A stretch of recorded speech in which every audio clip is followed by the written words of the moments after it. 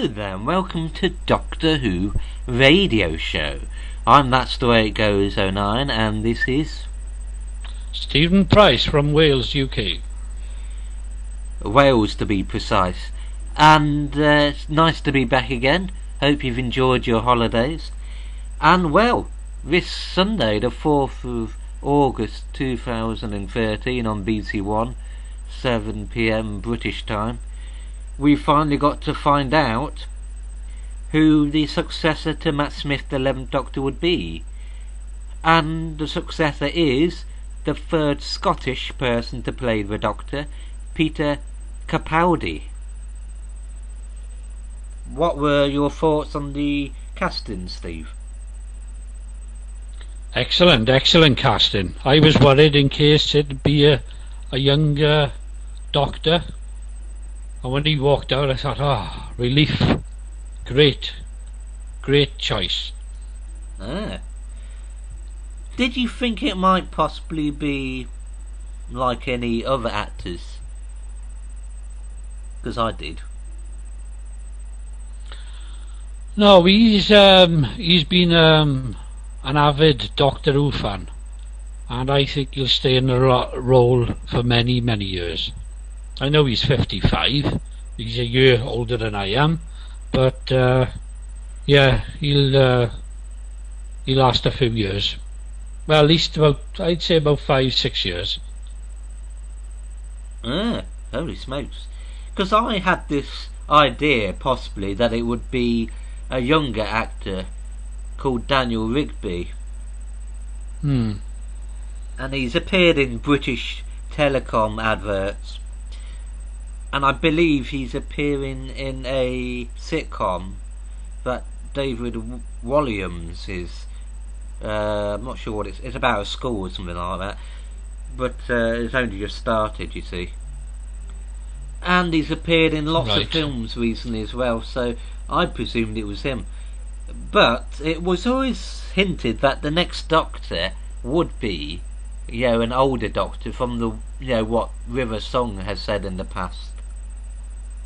Yeah. Because in the very first story that she appears in, Silence in the Library, she does say at one point, "You turned up on my doorstep with a new haircut." Pointing out that this was an older gentleman. Interesting. And apparently, in the 50th anniversary story and Matt Smith's last story as 11th Doctor, we're going to finally have lots of loose ends tied up by Moffat, a sort of end of the era. Yeah, he'll be explaining why the TARDIS blew up. Yes, that sort of thing. When and who the silencer. There's been lots of. It's amazing. This is. There's been lots of pictures of, Photoshop type things of Peter Capaldi standing outside the TARDIS with a sonic screwdriver already. I mean, literally hours after it was announced. It's amazing how quickly fans created those things. Yeah. And and I've done a few myself. Yeah, he does. He's definitely going to play, I'd have thought, with a Scottish accent. I think he'll use his own voice. Yep.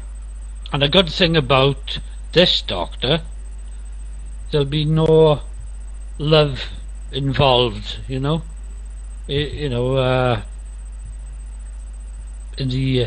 his series, in his stint, I see. No nookie. No, you won't get somebody like Rose Tyler going up to him, "Oh, I love you," and all that crap. Giving him a kiss, would they? Now, for non-British viewers, he was in a political satire called A Thick of It. Yeah. And there was actually a movie version, which I haven't actually seen it, but there's actually this very clever mock-up of those trailers that were for season 7 with interspersed bits of him swearing and using the F word and C word And it's an absolute piece of genius. When you first see it, it just fits in perfectly. The bit I found most hilarious and really satisfying was this bit where he was basically telling River Song, apparently, don't you effing dare, don't you effing dare. Yeah. And that's how his character is. So do you think... no, he won't use that language in the series. Do you think that since that character and his previous acting has suggested a tendency to explode, which both the 10th and 11th Doctor have shown as well, do you think this Doctor could possibly, based on what we've seen so far, which, to be terribly honest, hasn't been that extensive, do you think his Doctor might have a bit of a dubiousness to him? Because there was also this clip where he said, "Hi, I'm Peter Capaldi, and I am the Doctor." But at the end he gave a sort of almost creepy smile, I thought. Yeah. Someone said he was a paedophile. Oh. What? Sort of a sort of creepy type thing. Yeah. As in each... I think he'll play a darker Doctor. Yeah. You know. And you will hear some shouting from him. Darker Doctor. Yeah. Well, the 10th and 11th Doctors, not all the Doctors have shown this. John Pertwee never showed this, I don't think.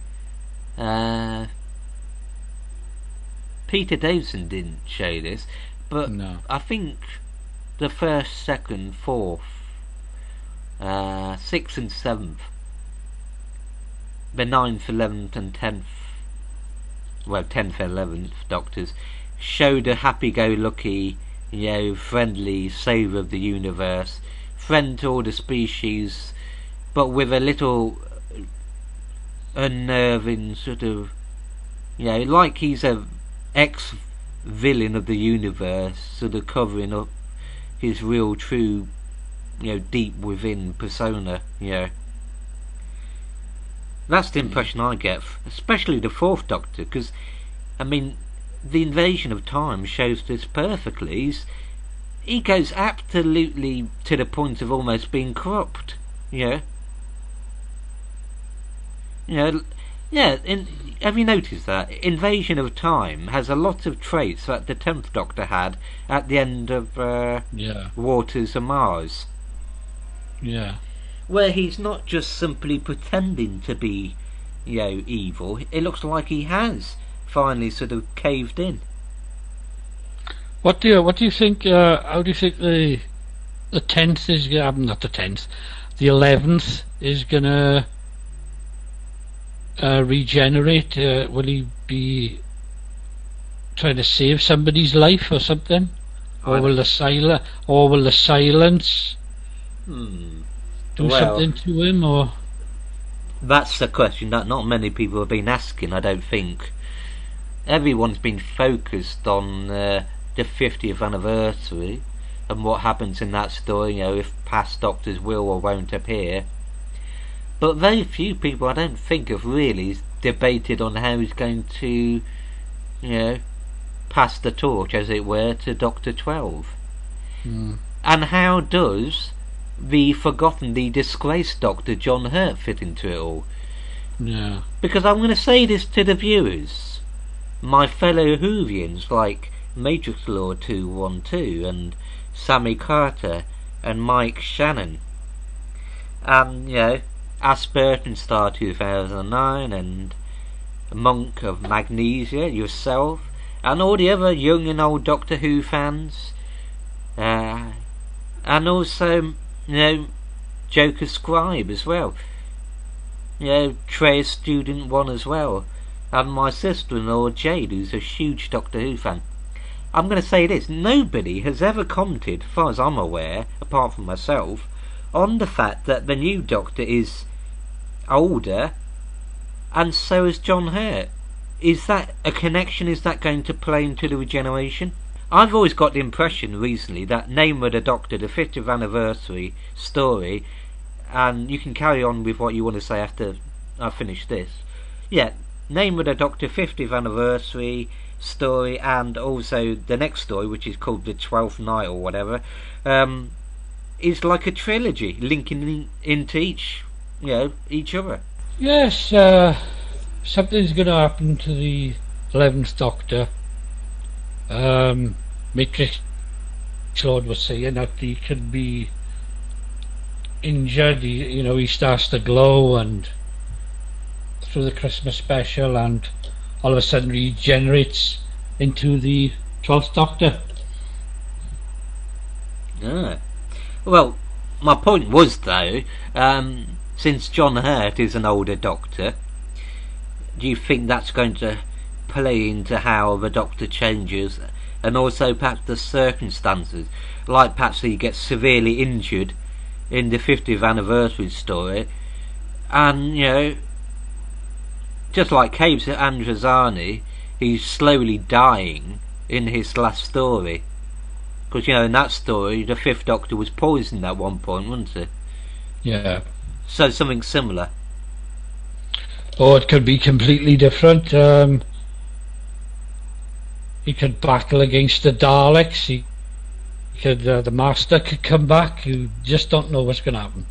So how do you think, from first glance, Peter Capaldi's character is going to contrast with the quick as lightning, childhood-like 11th Doctor?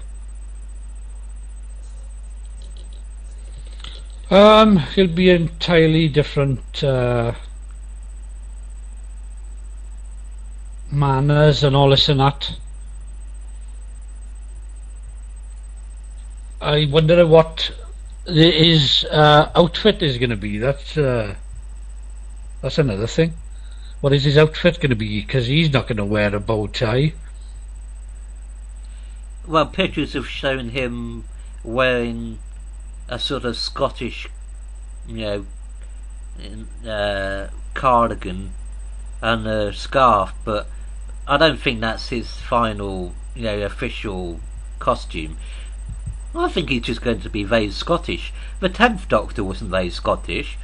David Tennant used a sort of Cockney accent, which, according to Russell T Davies, he had because it was influenced by the fact that the first person he met, well, one of the first people he met, was Rose Tyler. Yeah, I wonder, when he walked out on the live show, I wonder if that is his uniform.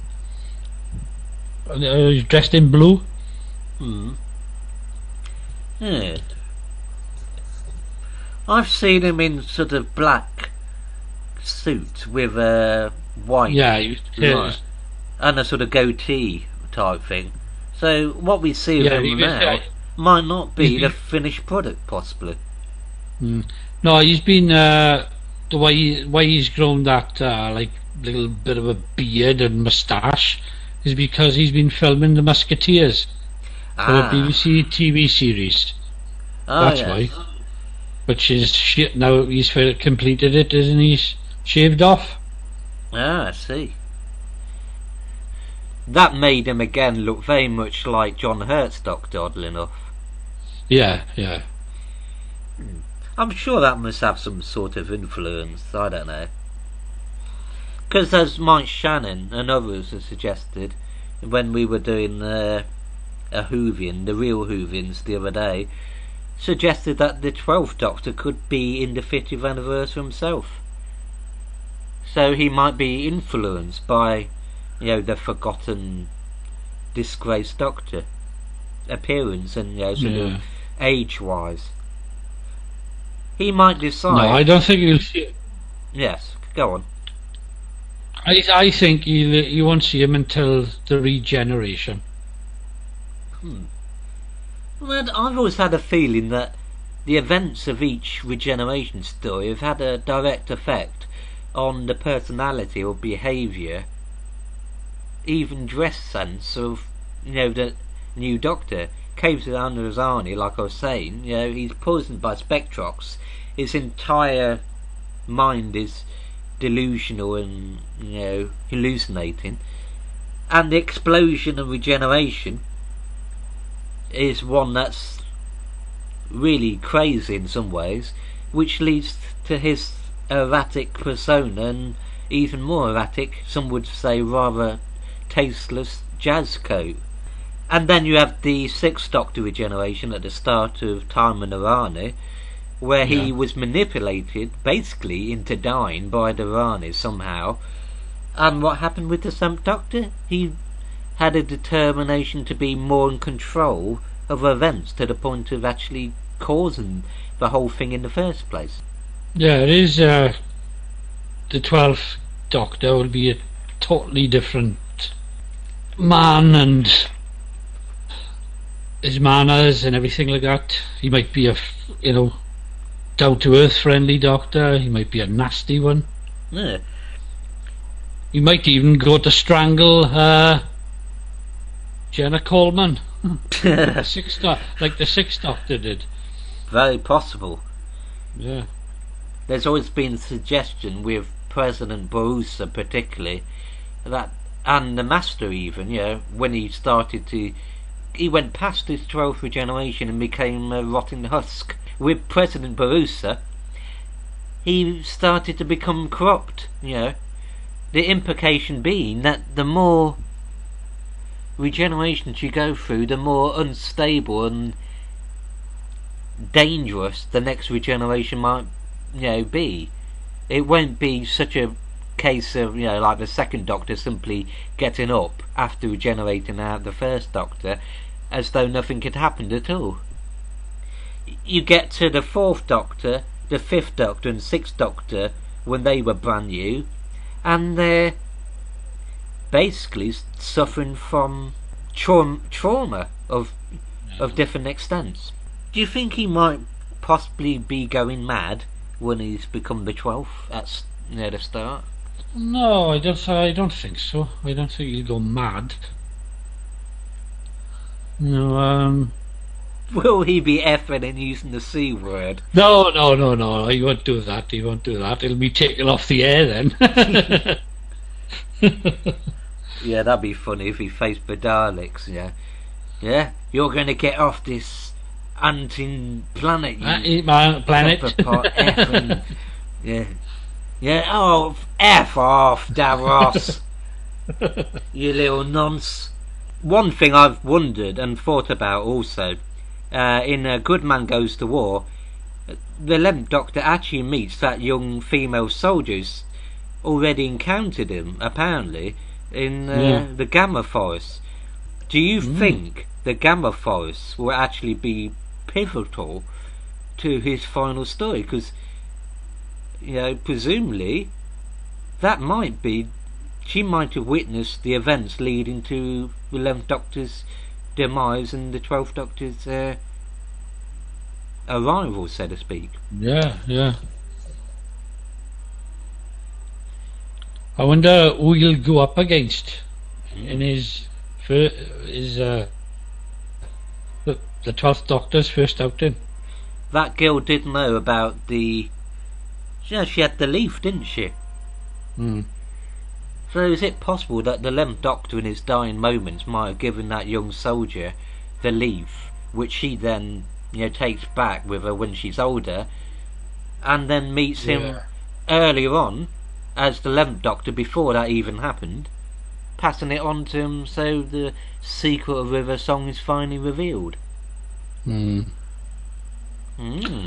don't want to see River Song no more. It's gone too far now with her. Oh really? How come? Oh, I'm fed up of seeing her in every series. That's all she says is spoilers. Oh, not again. Just nearly swore then. Just go, Do you really think she's kind of overstayed her narrative welcome, so to speak? Yeah.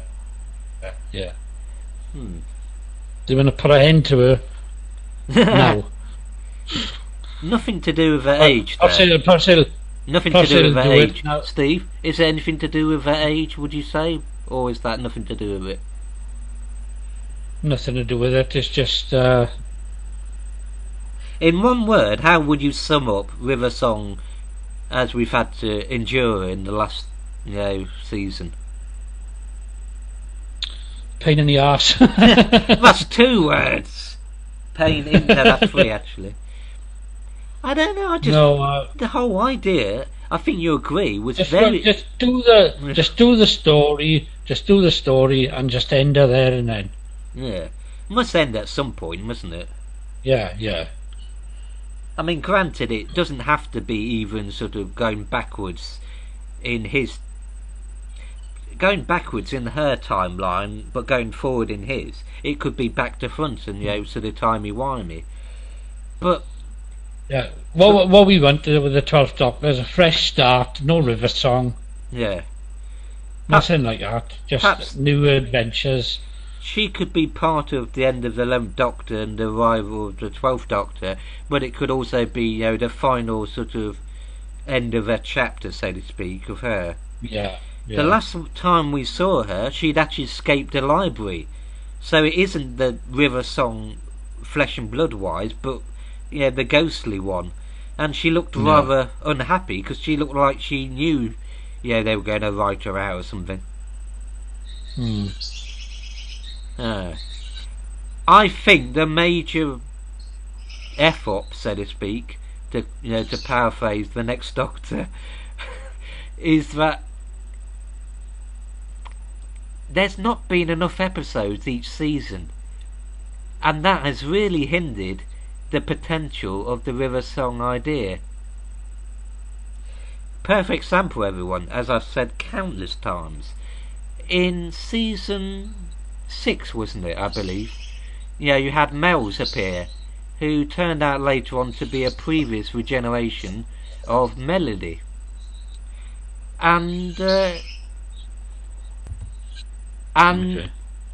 it was a good idea to have her featured in the previous regeneration, but the big problem was you saw her briefly explain how she'd been around with Amy and Rory all along, but she regenerated too soon. If the seasons had more episodes, like 5 or 6 more episodes, she could have been travelling as Mel, unregenerated, with the Doctor in the TARDIS, and then in Let's Kill Hitler regenerate out of the blue, for both the audience and the 11th Doctor, and that would have been brilliant. Instead, it was absolutely rushed. The potential of that idea was sorely overlooked, and that's the big problem with River Song. She, in theory, could exist, just like Clara from the very beginning of the Doctor's time, the very day, like Name of the Doctor shows, when he stole the TARDIS, not just around when he did it, but actually influencing his decision of which TARDIS to take. But instead, and that's the big criticism I've had lately, you have this really ambitious idea of timey-wimey, but not enough episodes to show it. And actually, I think that's done more harm to River Song and Alex Kingston, as well as the atrocious scripts on occasion, than anything else. Yeah, the scripts will... well, Moffat has said he'll play his own Doctor. He won't interfere.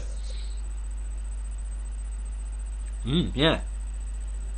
You said about a fresh start, hence the need for less or virtually zero River Song. And another thing is River Song, do we really want scripts like The Rings of Benny Hill being part of the first season of the 12th Doctor? That would do Peter Capaldi one hell of a disservice if he gets garbage like that served up. I liked The Rings of Akaten. I thought it was a lovely episode.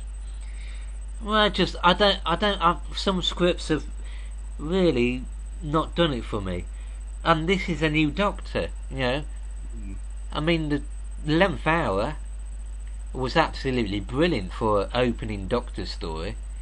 Vincent and the Doctor. Yeah. That was another good one.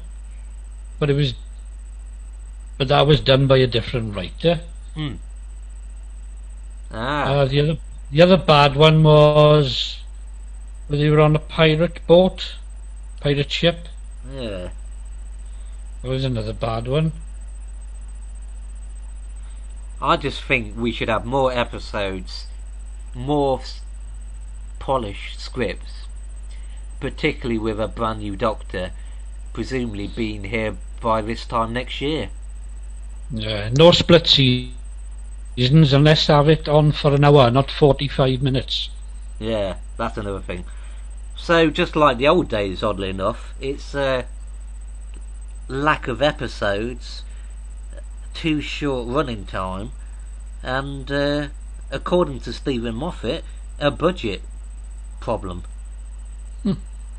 And this, all the money, this is supposed to be 2013. The show since 2005 has been doing business so good that it's now a big, huge success in America. Sorry. What are they doing with the TV license money? That's what I'd like to know. Budget cuts for what? They got crap on like some call centre that's on tonight. I mean, I'm sick to bloody death of these reality shows. I mean, I'm not into dancing. I've never been into dancing. I don't want to see Dancing on Ice or Strictly Come Dancing. Yeah, it's a load of shit, really. You know, it's gone way over the top. And no BBC America. One of my friends in America I was talking to on Sunday, we got an whole thing of Doctor Who after the live show. What did we get? Country File and a repeat of Have I Got News for You, and then the news, and then the news through the night. What a load of shit. Sorry. Well, I'm sorry everyone, but he's got a point there. Oh dear. In America, Strictly Come Dancing is called Dancing with the Stars. Listen to this. You know, Prince William has got a baby boy. Who gives a shit? Yeah, who gives a shit? They'd be broadcasting it all day, like, you know. And I've been on about to my American friends, when was the last time the BBC has shown a classic episode of Doctor Who? Can you remember? They've junked enough of them. Yeah, they don't show them on terrestrial television hardly anymore. No. The last time I saw one of them, well, you can see David Tennant ones on Watch or something like that.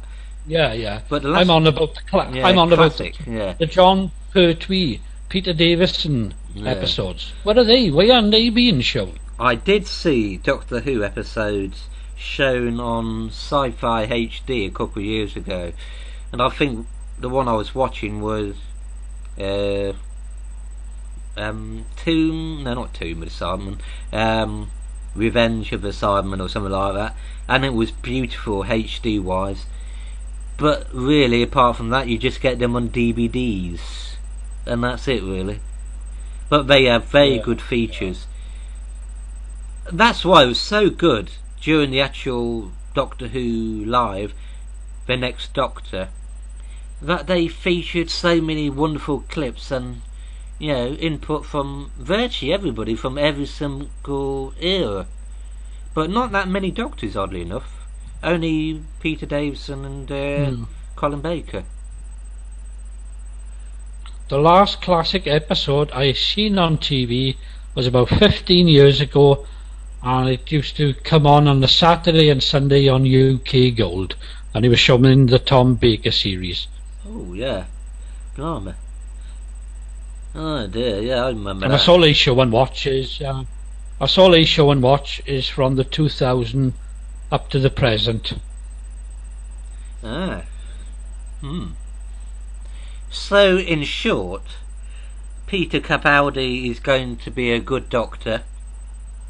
Yep. How that will develop is anyone's guess.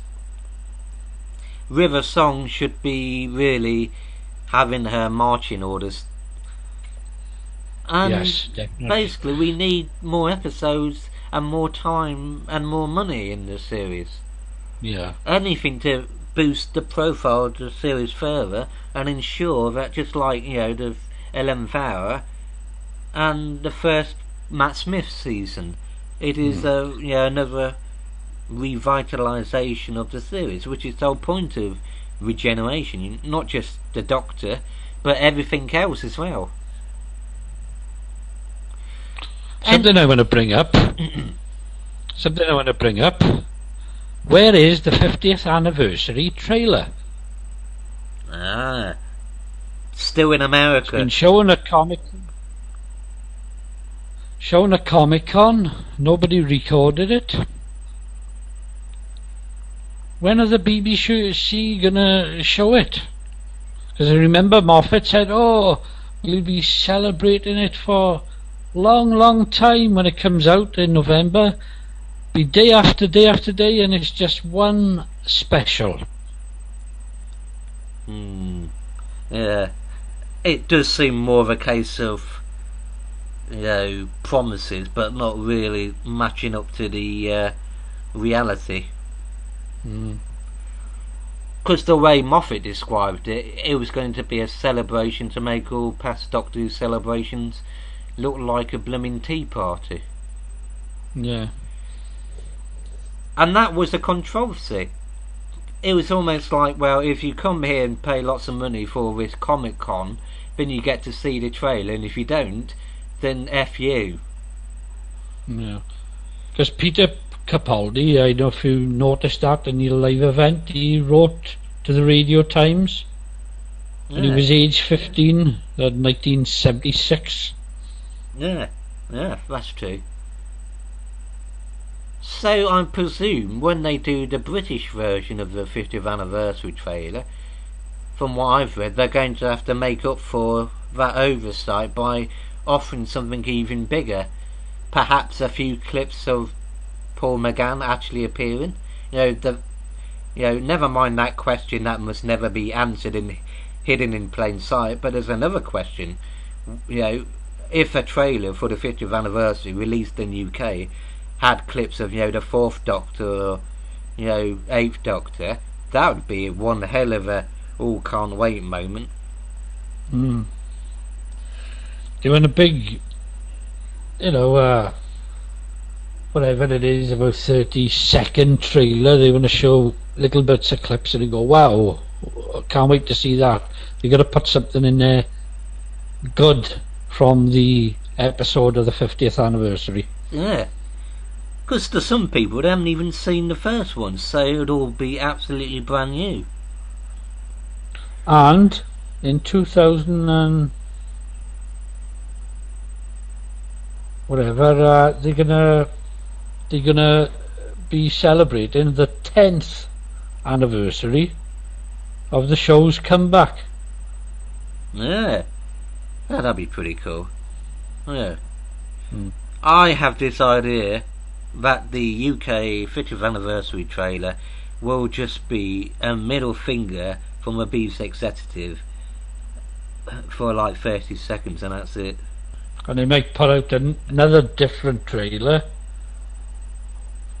each month leading up to the anniversary.